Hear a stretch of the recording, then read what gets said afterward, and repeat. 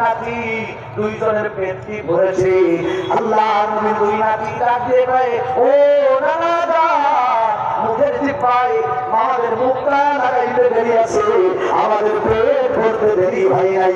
সুবহানাল্লাহ।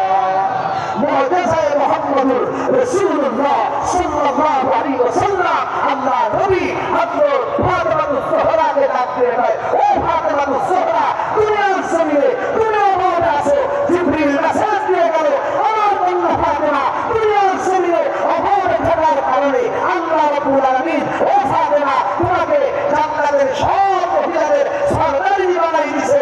একটু আওয়াজ দিয়ে বলুন আল্লাহু আকবার।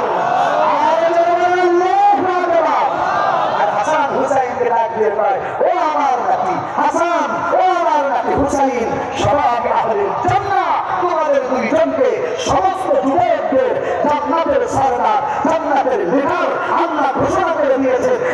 আল্লাহু আকবার। আলোচনার সামনে নিব না, হুজুর চলে আসছে প্রিয় ভাই।